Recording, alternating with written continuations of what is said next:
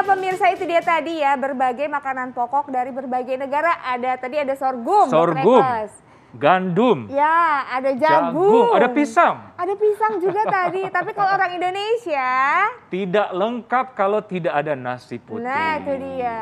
Bahkan nih dokter nih, ada yang bilang kalau belum makan nasi itu katanya belum makan. Belum makan, benar. Itu Indonesia banget. Itu Indonesia banget ya dokter Ida ya. Nah, bagaimana dengan kalori makanan yang biasa kita konsumsi untuk sarapan nih? Ada nasi uduk, nasi apa nih dokter? Apa tadi? Nasi kebuli. Kebuli.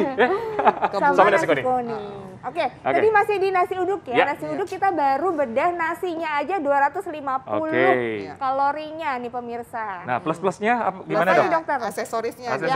Biasa dikasihin bihun, keripik gini, ini kira-kira 100 kalori. Oke, lauk ya. Aksesoris 100 kalori. Lauk 100 ya dok? Ya. 100. Ini nggak pakai telur loh ya. Kalau ada telur tambahan lagi. Kalau ada telur lagi? Tambahan lagi 75. Kalau ada telur lagi nih pemirsa, tambahan 75 ya. Nah, yang ada ini adalah kerupuk. Kerupuk ini kira-kira 50. Nah, totalin deh berapa itu? Bisa kerupuk berapa 50? 50. Coba kita keluarin kalkulator. Kalau 00 tuh paling seneng nih.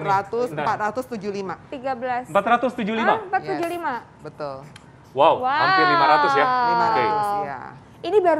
Ini kalau sarapan ya? Ini baru sarapan. Nah, sekarang kita pindah ke nasi kuning, dokter. Nah, nasi kuning nih. Nasi kuning dan nasi uduk itu sama-sama cara masaknya mereka tambahkan santan.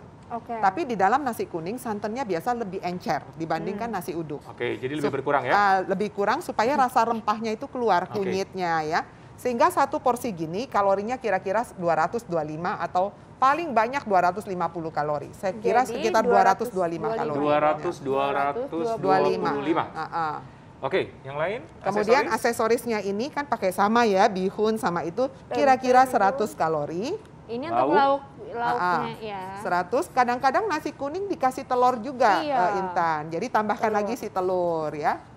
Suwir-suwiran telur dadar 75 gitu. kalori. 75. Dan ini ada kerupuknya. 400. Ya. Jadi kira-kira kalorinya 450 bukan? Iya betul. Benar-benar. 450. 450. Nah, artinya si nasi uduk sama nasi kuning nih hampir sama ya. Tapi ini rempahnya lebih dominan karena ada kunyitnya. Ini favorit produser kita semuanya nih dok. Yang mana? Ini Mas Hirham, Mas Erwin, Mbak Juju. Suka Bunda Juju olah. Suka ini nasi kebuli? Iya. Wow. Nah, penasaran nih pasti nih. Penasaran berapa nih dok? Nasi kebuli nasinya saja itu bisa sekitar 300 kalori. Wow, nasinya aja 300 dok. Berarti paling tinggi ya dokter ya? Paling tinggi. Pertanyaannya kenapa dok?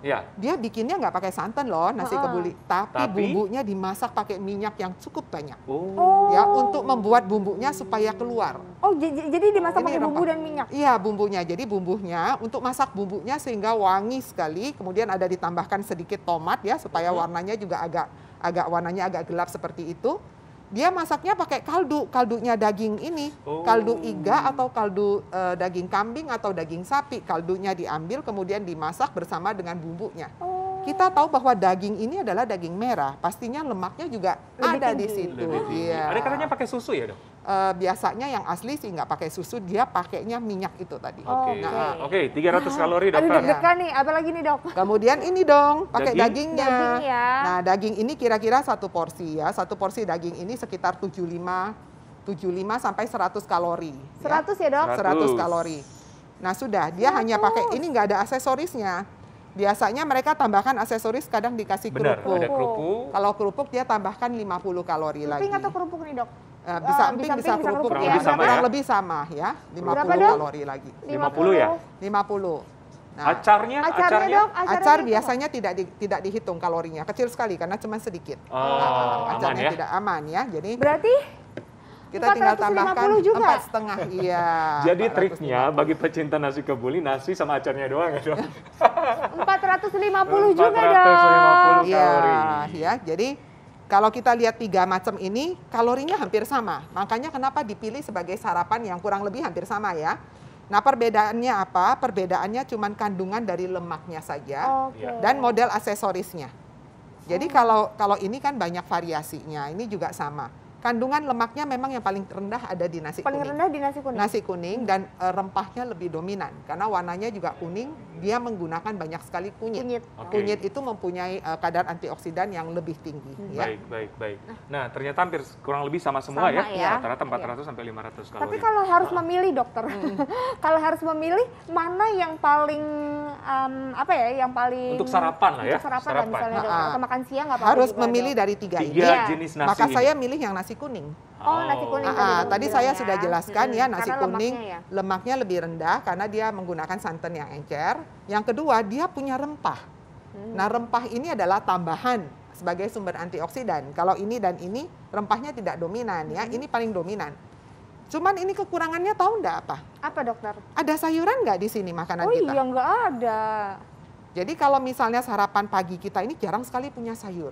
Biasanya ditambahkanlah tomat atau timun atau daun selada untuk tambahan sayur. Kalau sampai tidak ada, kalau beli di pinggiran atau di jalan gitu, biasanya kan cuma seperti ini. Jangan lupa tambahkan buah. Ya, untuk jadi, serat ya? Untuk serat. Jadi kalau kita sarapan, ini kan kalorinya besar ya, 450 kalori kurang lebih. Makan nasinya nggak usah full seperti ini, cukup hanya separuh, tambah aksesorisnya, kerupuknya nggak usah lah, kalau pengen paling satu. Jangan lupa tambahkan temennya itu, yang buah atau sayurnya. Itu adalah makanan yang paling baik yang dianjurkan. Itu triknya dokter ya? Itu disarankan setiap hari dokter, bisa dikonsumsi atau berapa kali seminggu? Ya, sebetulnya kalau kita mau tiap hari, sebaiknya memang selang-seling.